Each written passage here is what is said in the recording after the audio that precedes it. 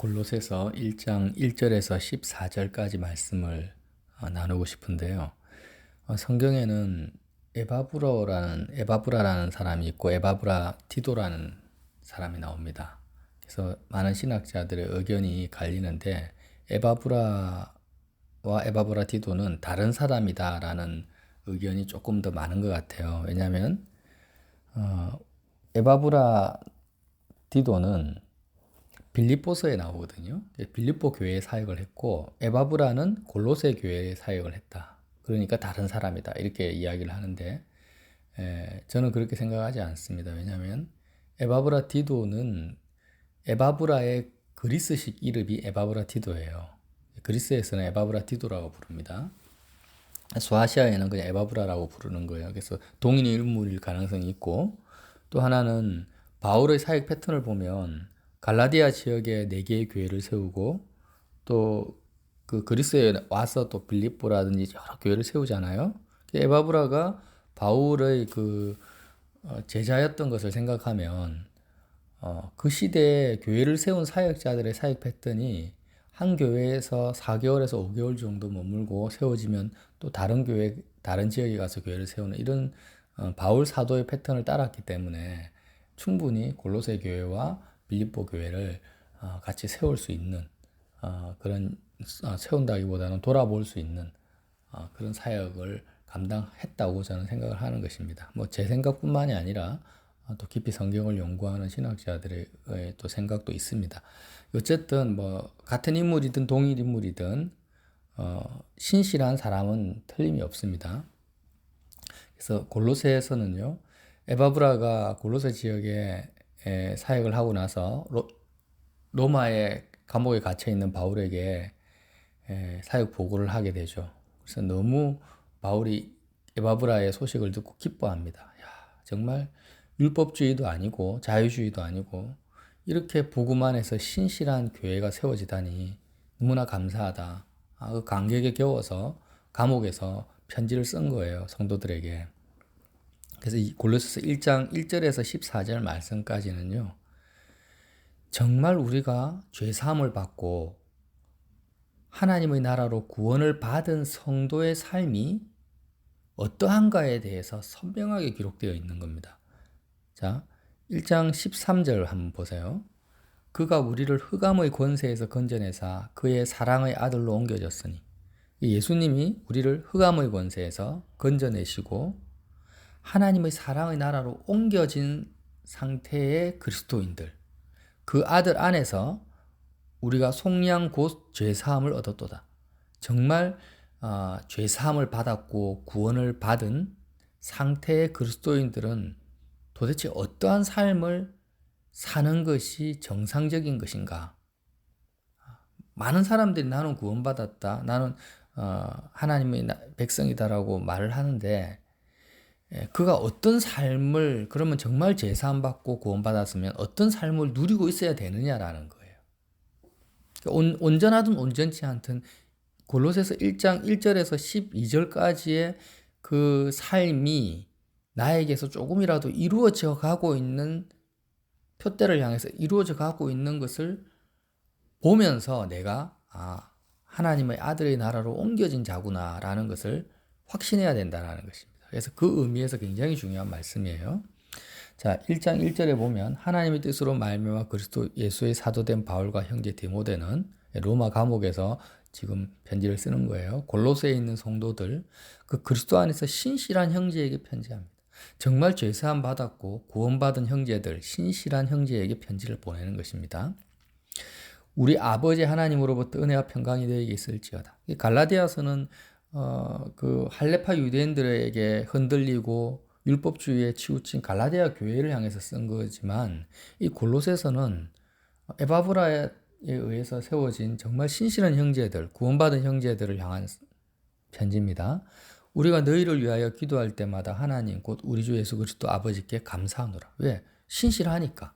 바울이 감사하는 거예요. 이는 그리스도 예수 안에 너희 믿음과 모든 성도에 대한 사랑을 들었으며 너희를 위하여 하늘에 쌓아둔 소망으로 말미암음니. 자, 믿음, 소망, 사랑이 나옵니다. 고린도 전서에서 나오죠. 바울 사도의 신앙을 보는 그 어떤 사람의 영적 상태를 점검하는 기준이 서신서를 통해서 우리가 알 수 있는 것은 항상 믿음, 사랑, 소망입니다. 믿음, 소망, 사랑은 영원하다고 말하죠. 이 세 가지가 얼마나 균형 있게 함께 복합적으로 유기적으로 나의 삶에 나타나느냐를 보는 거예요. 그래서 어떤 믿음? 믿음은 하나님에 대한 믿음이고요. 사랑은 하나님과 성도들에 대한 사랑이에요. 정말 내가 믿음이 있고 또 믿음으로 말미암은 사랑이 있다면 5절에 너희를 위하여 하늘에 쌓아둔 소망으로 말미암아서 그 믿음과 사랑이 나에게서 나타난다라는 거예요. 여러분 굉장히 중요한 말씀이에요. 우리는 내가 믿음 있다. 하나님 믿습니다. 하나님 사랑합니다라고 많이 이야기를 하지만 그러면 소망은 어디에 있습니까?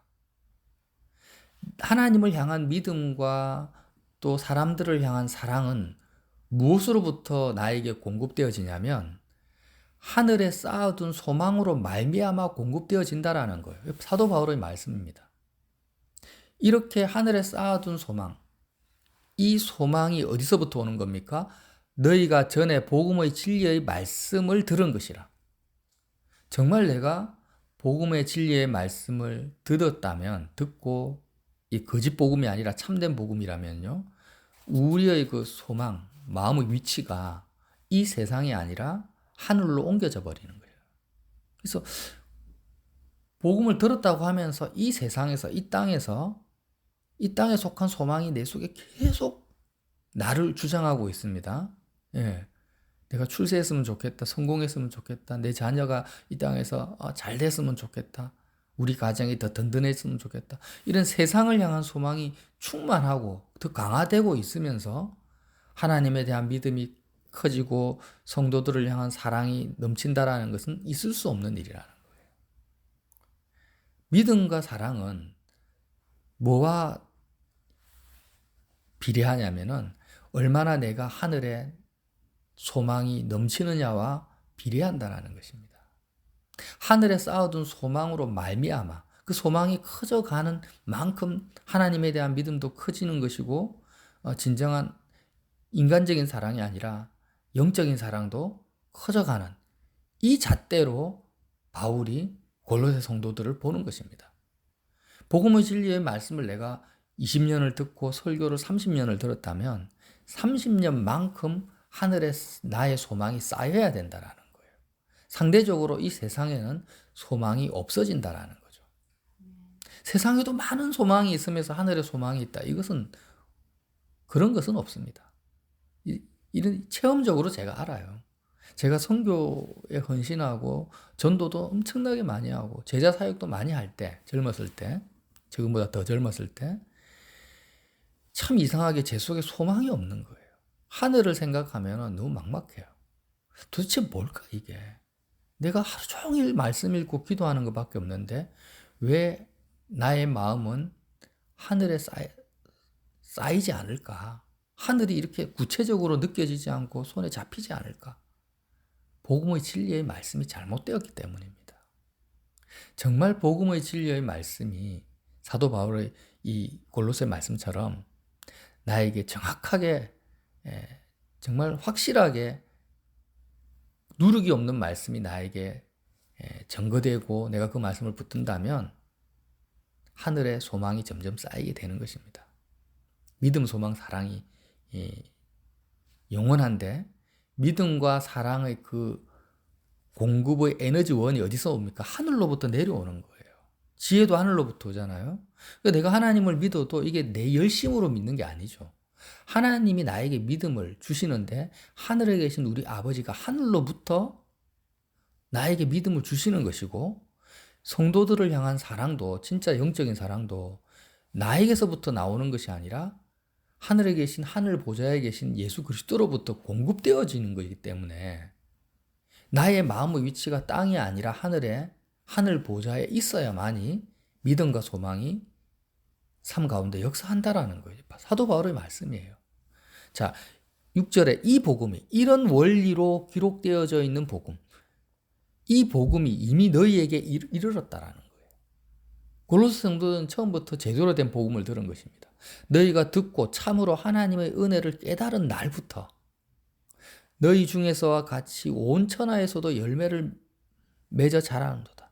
이런 복음이 지금 많은 사도들과 제자들을 인해서 초대교회 성도들에게 전 온천하에 열매를 맺고 있는데 지금 우리는 어떻습니까? 제가 보기에는 이런 복음이 열매를 맺지 않은 것 같아요. 교회 건물은 많이 세워지고 예수 믿는다라는 사람 많이 나타나도 만나는 대부분의 그리스도인들은 하늘에 소망을 쌓아뒀다라는 느낌이 안 드는 거예요. 어떻게 하면 이 땅에서 하나님의 능력 받아서 축복받아서 더 잘 될까? 이런 좀 진리의 말씀이 아닌 것 같아요. 많이 변질된 것 같아요. 자, 7절 이와 같이 우리와 함께 종된 사랑하는 에바브라에게 너희가 배웠나니. 바울 사도와 함께 하나님의 종이 된 정말 신실한 에바브라에게 골로새 교회 성도들이 이 복음을 배웠기 때문에 이런 믿음, 소망, 사랑이 너희 가운데 충만하다라는 거예요. 그는 너희를 위한 그리스도의 신실한 일꾼이에요. 신실한 일꾼이 전한 말씀을 통해서 신실한 성도들이 세워지는 겁니다. 성령 안에서 너희 사랑을 우리에게 알린 자다. 그래서 골로새 교회 성도들이 바울을 얼굴로 보지를 못했어요. 그러나 에바브라를 통해서 바울 사도에 대한 소식을 듣고 항상 골로새 성도들에게는 정말 그가 누구이기에 우리에게 이런 소망이 넘치는 복음을 전해줬을까? 그를 돕고 싶다, 만나고 싶다라는 열정이 강했던 거예요. 그래서 에바브라 자신의 그 교회의 대표죠. 파송해서 바울 사도를 도울 수 있도록 로마까지 보낸 것입니다.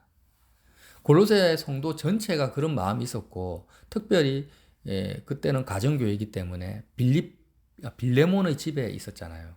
빌레몬이라는 사람의 집 안에 교회가 있었거든요. 그러니까 빌레몬도 에바브라와 함께 바울을 만나고 싶었던 것입니다. 같이 가고 싶지만 그는 갈 수가 없죠. 왜? 자기 집 안에 교회가 있으니까. 교회를 섬겨야 되니까.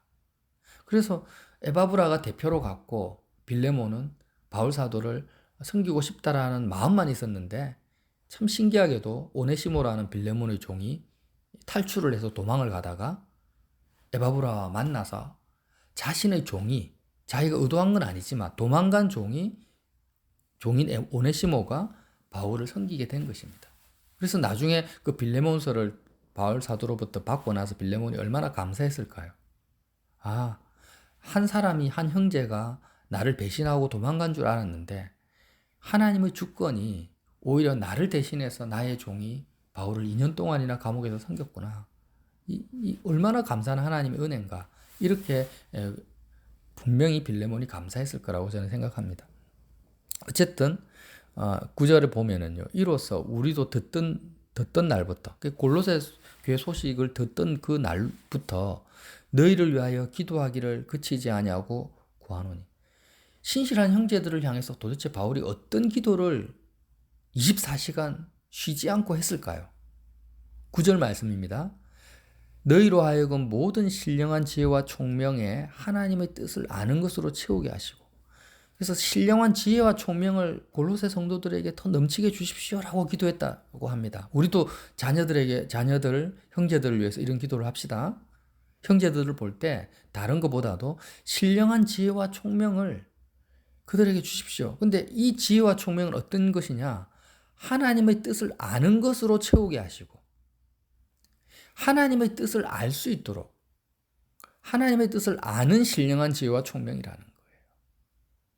우리가 눈 뜨고 일어나면 일을 하죠.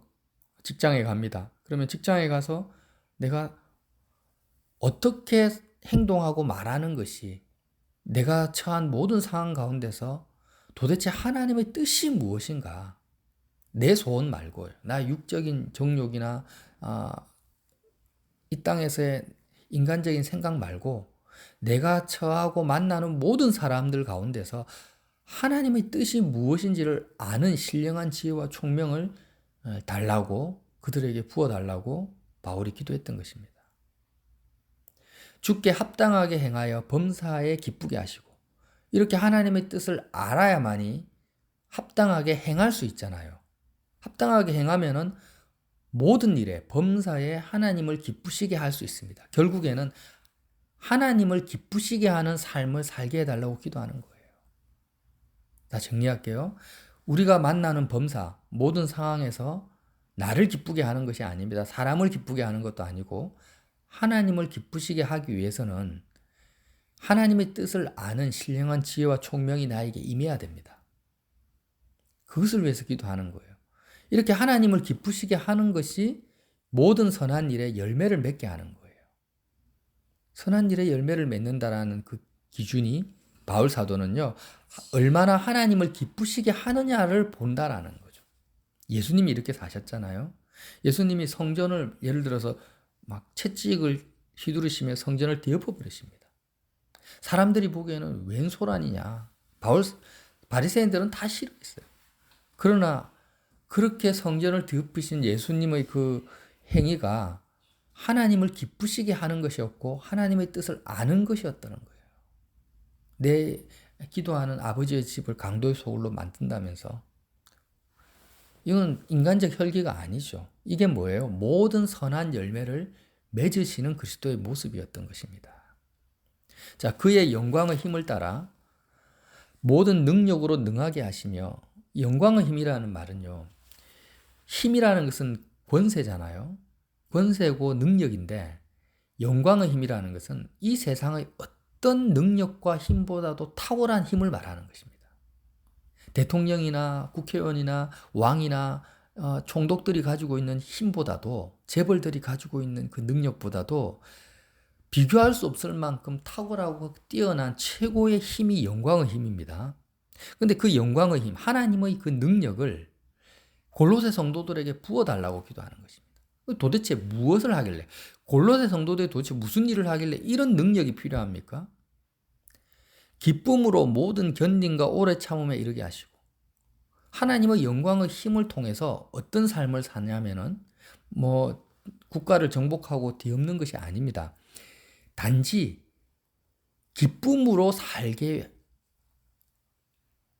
수 있는 그 영광의 힘을 말하는 거예요. 모든 견딘과 오래 참음. 그러니까 사람의 눈에는 별거 아니에요. 가정생활, 직장생활, 자녀를 대할 때, 사회 일반 믿지 않는 사람들을 대할 때 우리가 여러 가지 환난과 고난과 감사하지 못함, 이런 복잡한 상황들을 접하게 되잖아요. 근데 그런 모든 상황들을 기쁨으로 모든 견딤과 오래 참음에 이른다. 자, 모든 견딤과 오래 참음이라는 단어 자체는요, 일반적으로 우리에게 어떻게 전달되냐면 기쁨과는 전혀 상관이 없습니다. 견딘다라는 것은 기쁨과 상관이 없어요. 우리 보통 인식에는 오래 참는다라는 것은 보통 고통스럽다, 막 힘들다, 이런 느낌인데, 영광의 힘, 하나님의 능력이 나에게 임하면, 진짜 능력, 복음을 통한 능력이 임하면 견뎌야 되고 오래 참아야 되는 상황인데도 불구하고 기쁨이 넘친다라는 거예요. 기쁨으로 모든 견딘과 오래 참음에 이르는 그 상태가 어떻게 가능하냐? 영광의 힘, 모든 능력으로 나로 하여금 능하게 하신다. 그래서 우리가 보통 하나님 나에게 능력 주십시오, 이렇게 하면서 하나님의 능력으로 살고 싶다라고 많이 고백합니다. 그러면 은사로 병 고치고 귀신 쫓아내고 막 교회를 크게 세우고, 이게 하나님의 능력이 아니에요. 가장 평범한 일상 속에서 사람들은, 이방인들은 너무 힘들다, 빨리 이 순간이 지나갔으면 좋겠다, 이런 상황인데, 세상에 복음을 가지고 있는 사람들은요, 기쁨으로 그 순간을 견디고 통과한다라는 거예요. 힘든 줄도 몰라요. 그냥 감사하고 기쁜 거예요. 이게 뭐예요? 영광의 힘, 하나님의 능력으로 구원받은 성도들의 삶이라는 거예요. 자, 이렇게 기쁨으로 모든 견딘과 오래 참음에 이르면 우리로 하여금 빛 가운데서 성도의 기업의 부분을 얻기에 합당하게 하신 하나님께 감사하게 하시기를 원합니다. 무슨 말입니까? 성도들의 기업, 정말 하나님을 나의 소유로, 하나님 아버지를 가진 자답게 사는 것이 무엇입니까?